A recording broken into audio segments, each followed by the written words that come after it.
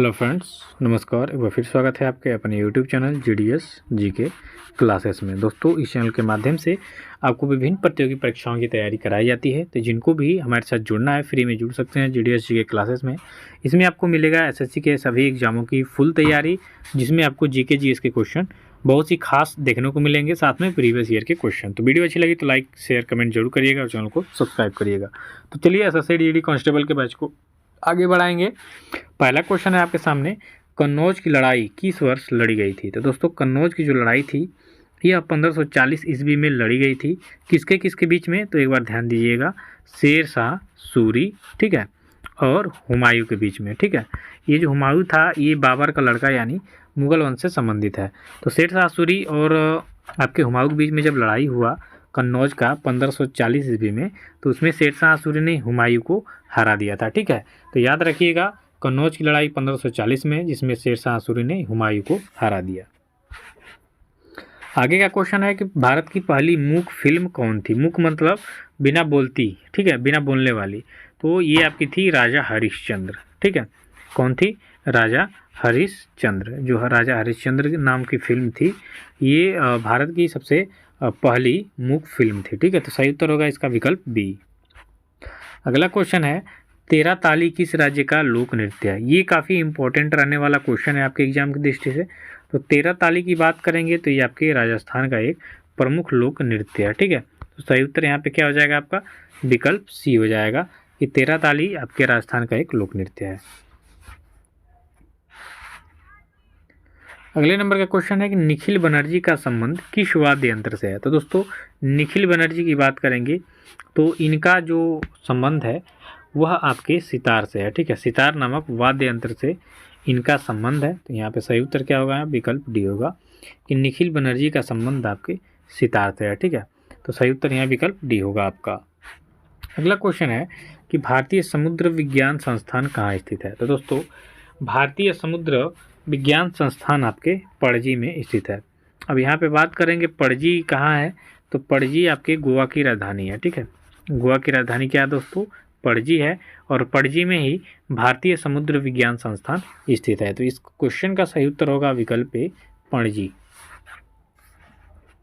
चलिए अगला क्वेश्चन है, कोलकाता के राजभवन में प्रतिष्ठित सिंहासन कक्ष का नाम बदलकर किसके नाम पर रखा गया है। तो दोस्तों, ये इंपॉर्टेंट क्वेश्चन रहने वाला है आपके एग्जाम की दृष्टि से, करंट का क्वेश्चन है। तो कोलकाता के राजभवन में प्रतिष्ठित सिंहासन कक्ष का नाम बदलकर रखा गया है सरदार वल्लभ भाई पटेल के नाम पे, ठीक है। तो यहाँ पे जो सही उत्तर होगा विकल्प आपका बी हो जाएगा, ठीक है, कि कोलकाता के राजभवन में प्रतिष्ठित सिंहासन कक्ष का नाम बदल के सरदार वल्लभ भाई पटेल के नाम पर रखा गया है। चलिए दोस्तों, अगला क्वेश्चन है, आवारा कुत्तों की नसबंदी करने वाला दुनिया का पहला देश कौन बना है। तो दोस्तों, जो आवारा कुत्ते हैं इनका नसबंदी किया गया है आपके भूटान देश के द्वारा, ठीक है। ये दुनिया का ऐसा पहला देश बन गया है ऐसा करने वाला, कुत्तों का नसबंदी, जो आवारा कुत्ते घूमते हैं उनका नसबंदी करने वाला ये भूटान दुनिया का पहला देश बन गया है। तो ये भी आपके एग्जाम की दृष्टि से इम्पोर्टेंट होगा, क्योंकि ऐसे सारे क्वेश्चन बहुत सारे देखने को मिल रहे हैं जो आपके कोई ध्यान नहीं देता है, ठीक है। चलिए अगला क्वेश्चन है, भारतीय संविधान की संशोधन प्रक्रिया किस देश के संविधान से प्रभावित है। यानी सीधा सीधा यह क्वेश्चन कह रहा है कि भारतीय संविधान की जो संशोधन प्रक्रिया है वह किस देश की संविधान से लिया गया है, ठीक है। तो सीधा सीधा जब ये कह रहे हैं तो इसका सीधा सीधा जवाब होगा आपका दक्षिण अफ्रीका, ठीक है। देखिए मित्रों, आप साथ में बने रहेंगे तो बहुत ही फ़ायदा होगा। डिस्क्रिप्शन में आपको व्हाट्सअप नंबर मिलेगा, आप हाई करके और अपना नाम बताएंगे, फ्री PDF अवेलेबल है, ठीक है। तो भारतीय संविधान की जो संशोधन प्रक्रिया है वो आपके दक्षिण अफ्रीका के संविधान से लिया गया है। तो इस क्वेश्चन का सही उत्तर हो जाएगा विकल्प डी। चलिए मित्रों, अगला क्वेश्चन है, किस राज्य में सर्वप्रथम राष्ट्रपति शासन लागू किया गया। तो सबसे पहले राष्ट्रपति शासन की बात करेंगे तो वह आपके पंजाब राज्य में लागू किया गया था, ठीक है। कि किस राज्य में सबसे पहले आपका राष्ट्रपति शासन लागू हुआ, तो आपका पंजाब इसका सही उत्तर होगा, विकल्प ए। चलिए दोस्तों, अगला क्वेश्चन है 10 नंबर का, कि निम्न राज्यों में से सबसे बड़ी विधान परिषद किस राज्य में है। तो इनमें से सबसे बड़ी जो विधान परिषद है वो आपके उत्तर प्रदेश की है।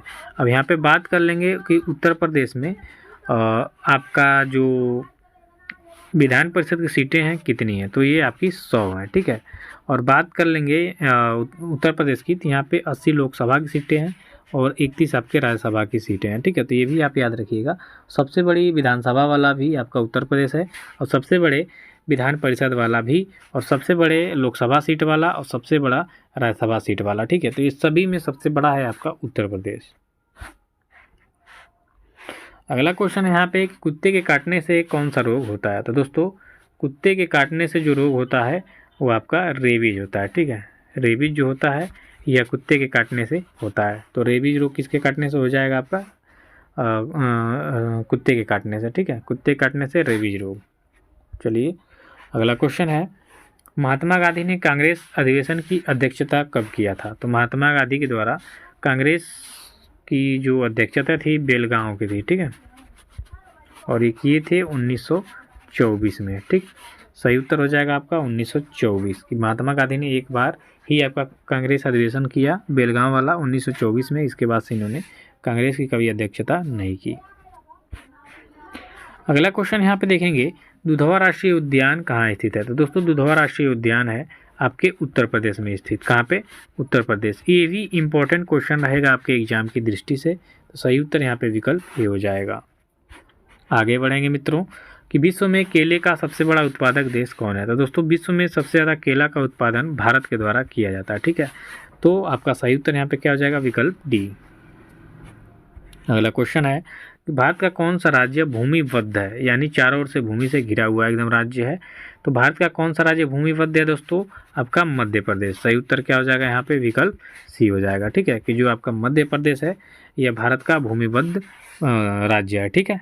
चलिए अगला क्वेश्चन है कि द्वितीय गोलमेज सम्मेलन में महात्मा गांधी भाग लेने के लिए मुंबई से लंदन किस जहाज से गए थे। वेरी इंपॉर्टेंट क्वेश्चन, ये IAS लेवल का क्वेश्चन है दोस्तों। तो महात्मा गांधी जो दूसरा गोलमेज सम्मेलन हुआ था उसमें मुंबई से लंदन जिस पानी वाले जहाज से, यहाँ पे पानी वाला जहाज होगा, गए थे, उसका नाम था SS राजपुताना, ठीक है। ये क्वेश्चन मैं जब 8वीं में पढ़ता था तो हमारे एक सर थे, उन्होंने बताया था, ठीक है। तब से मैं इस क्वेश्चन को याद किया था दोस्तों, लगभग आज से कई साल पहले जब मैं 8वीं में था, ठीक है। SS राजपुताना, तो ये मैं बहुत ज़्यादा दिन से इस क्वेश्चन को याद किया था, ठीक है। चलिए अगला क्वेश्चन है कि निम्नलिखित में से औरंगजेब के किस उत्तराधिकारी का शासन सबसे कम था। तो औरंगजेब के उत्तराधिकारी की बात करेंगे तो जो आपका जहांगीर शाह था, इसका शासनकाल बहुत ही कम रहा, ठीक है।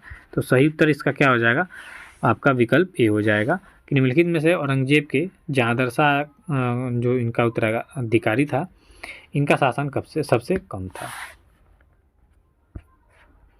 नेक्स्ट क्वेश्चन है कि निम्नलिखित में से किस मुगल शासक ने आलमगीर द्वितीय की उपाधि धारण की। देखिए औरंगजेब ने भी आलमगीर की उपाधि धारण की थी, ठीक है। लेकिन आलमगीर द्वितीय की जो उपाधि धारण किया था वो आपका अजीजुद्दीन है, ठीक है। नाम बड़े खतरनाक है यार, एक तो पता नहीं कहाँ से रख लेते थे मुगल वाले, ठीक है। तो ये अजीजुद्दीन जो था इसने आलमगीर द्वितीय की उपाधि धारण की थी। अगला क्वेश्चन है, द्वितीय और तृतीय गोलमेज सम्मेलन में किस उर्दू कवि को आमंत्रित किया गया। तो ये भी देखिए IAS लेवल का क्वेश्चन है, और ऐसे क्वेश्चन आपके SSC GD में भी देखने को मिल जाएंगे। तो द्वितीय और तृतीय गोलमेज सम्मेलन में उर्दू कवि को जो आमंत्रित किया गया था उनका नाम था मोहम्मद इकबाल, ठीक है। सही उत्तर यहाँ पे क्या होगा, आपका विकल्प सी हो जाएगा, मोहम्मद इकबाल। अब अगला क्वेश्चन यहाँ पे है कि गांधी इरविन समझौता किस वर्ष हुआ था। तो दोस्तों गांधी इरविन समझौता हुआ था 1931 में। उस समय वायसराय थे लॉर्ड इरविन, और भारत की ओर से महात्मा गांधी के बीच में ये समझौता हुआ था, ठीक है। तो 1931 इसका क्या हो जाएगा, सही उत्तर हो जाएगा। अगला क्वेश्चन है, तीनों गोलमेज सम्मेलन में भाग लेने वाले भारतीय कौन थे। तो दोस्तों तीनों गोलमेज सम्मेलन में एकमात्र भारतीय थे जिनका नाम था BR अम्बेडकर, यानी डॉक्टर भीमराव अम्बेडकर जी। इन्होंने तीनों गोलमेज सम्मेलन में भाग लिया था। तो सही उत्तर यहाँ पे क्या हो जाएगा, विकल्प ए हो जाएगा। अगला क्वेश्चन है यहाँ पे कि मौर्यकालीन गुफाओं में सर्वाधिक प्राचीन गुफा निम्न में से किस पहाड़ी पर है, ठीक है। तो मौर्यकालीन गुफाओं में सर्वाधिक प्राचीन गुफा निम्न में से जो बराबर की पहाड़ियाँ हैं उसमें थी। तो सही उत्तर यहाँ पे क्या हो जाएगा, आपका विकल्प बी हो जाएगा। अगला क्वेश्चन है ज्ञान प्राप्ति से पूर्व महावीर स्वामी का नाम क्या था। तो दोस्तों ज्ञान प्राप्ति से पहले जो महावीर स्वामी थे इनका नाम था वर्धमान, ठीक है। क्षत्रिय कुल में जन्मे थे, ठीक है, लेकिन जब इनको ज्ञान का प्राप्त हो गया तो ये महावीर स्वामी कहलाए। सही उत्तर यहाँ पे सी हो जाएगा। अगला क्वेश्चन है अंतर्राष्ट्रीय महिला दिवस कब मनाया जाता है। ये आपके एसएससी के कई बार एग्जाम में पूछा हुआ है। तो ये मनाया जाता है आपका 8 मार्च को। अंतर्राष्ट्रीय महिला दिवस महिलाओं के सम्मान में 8 मार्च को मनाया जाता है। अब अगला क्वेश्चन है कि विश्व पर्यावरण दिवस कब मनाया जाता है। तो पर्यावरण को लेके बहुत ही गंभीर ये मतलब है। तो विश्व पर्यावरण दिवस की अगर यहाँ पे बात करेंगे तो प्रत्येक वर्ष 5 जून को मनाया जाता है। तो सही उत्तर यहाँ पे क्या हो जाएगा, विकल्प ए हो जाएगा। विश्व पर्यावरण दिवस 5 जून को मनाया जाता है।